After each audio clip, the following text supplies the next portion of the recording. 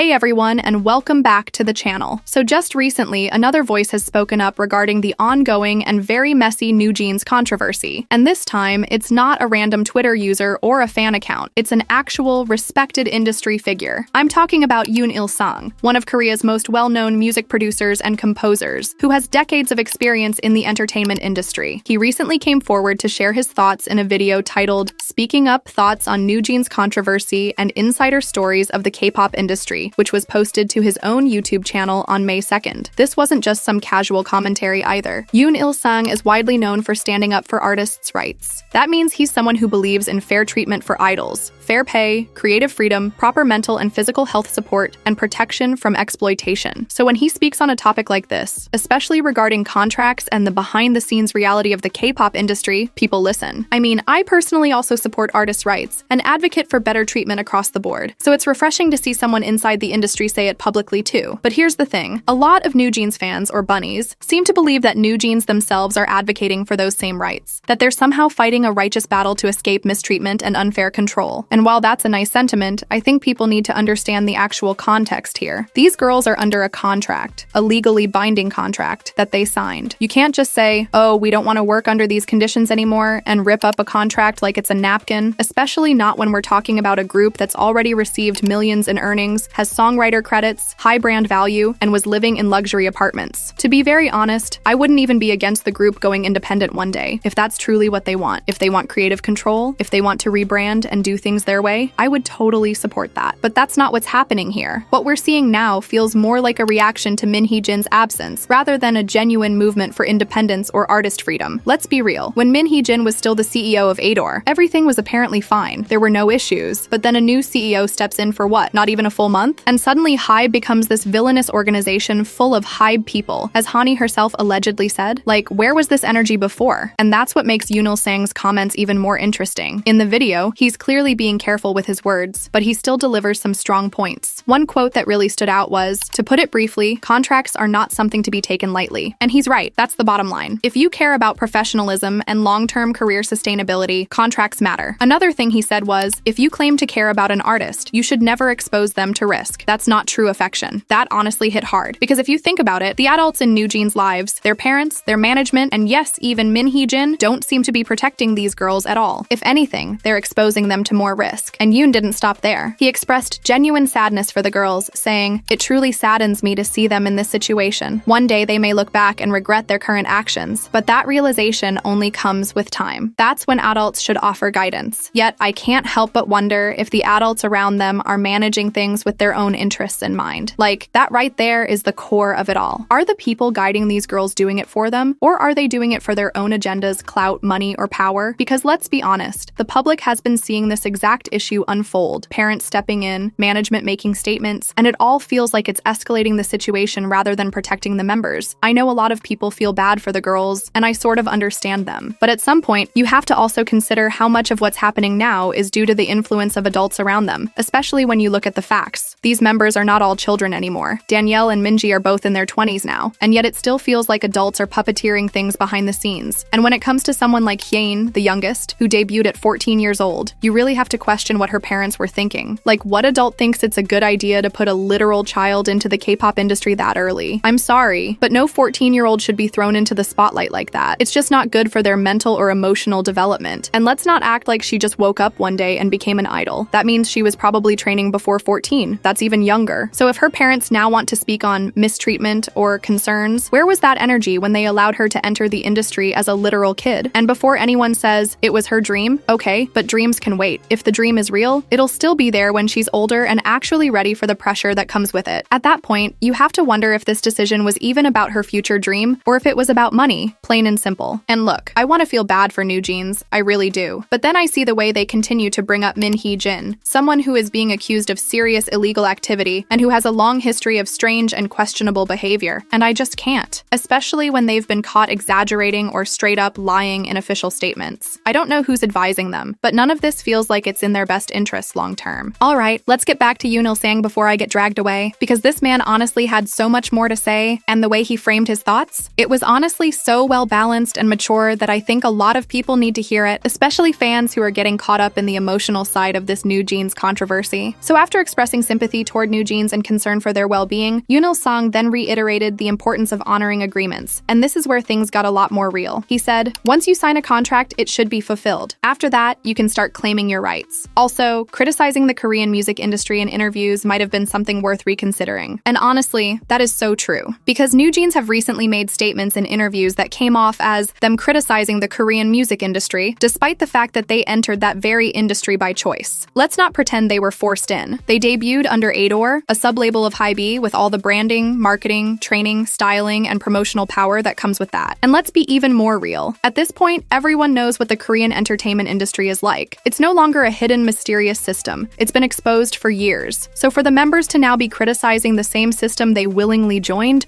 just feels hypocritical. It's not the right move to go on interviews and complain about an industry they signed up for, fully aware of what it entails. Like no one dragged them in blindfolded. Yoon continued by emphasizing that the music industry is human-centered, not just some mechanical business where idols are treated like products. He said, "This business is about people, not products. When you produce an artist, you're taking responsibility for their career. Of course, it's still about profit, but when you're inside the system, comparisons naturally arise. One company might do one thing better while another lacks in that area. That's just the reality." That right there is such a balanced take because he acknowledges that yes, it's a business, and yes, profit matters. But at the same time, there's an obligation to care about the artist as a human being. And that's the part I feel has been missing from a lot of discussions around this. People forget that producing idols is also about responsibility, not just fame or earnings. Then he moved on to the differences between big and small companies, something people often misunderstand when comparing HYBE or Adore to smaller agencies. He said, "Large companies are better equipped with marketing and PR, but they can't devote all their attention to one artist. Smaller companies might lack resources, but if there's mutual trust, they can grow with the artist. It's about which environment suits the artist best. In the case of Newjeans, they made their choice when they signed the contract. Like, again, literal facts. No one forced Newjeans to go with Adore. They made that choice. And now that things aren't going their way, they're basically saying they want to go independent and throw away the contract on the basis that trust was broken. Except, there's been no confirmed proof that trust was actually broken legally. Let's remember, it wasn't Adore or HYBE who broke trust first. It was Min Hee-jin who decided to walk away after she was no longer CEO, even though she had been offered another position. And now Newjeans are acting like her resignation was some betrayal that justifies contract termination? It really doesn't add up. They weren't dismissed. She was. And even then, she wasn't removed from the company. She chose to leave after losing the title of CEO. So what's the actual betrayal here? Then Yoon Il-sung expressed frustration over how this whole thing is being handled, especially from the management side. He said, "If I truly cared about an artist, I would never let them speak out publicly like this. I would step up and speak on their behalf. It's heartbreaking to watch them carry the emotional and professional burden. That's what companies are for." Yoon then followed up with this hard-hitting statement. "An artist should focus on choreography, concepts, performances. Producers should focus on the music. The company's job is to manage everything behind the scenes. If the artists are doing interviews, defending themselves, and taking on legal battles, what is the role of the company then? Unfortunately, in this case, the company seems to have lost its purpose." Okay, I'll admit, I was a bit confused by this part.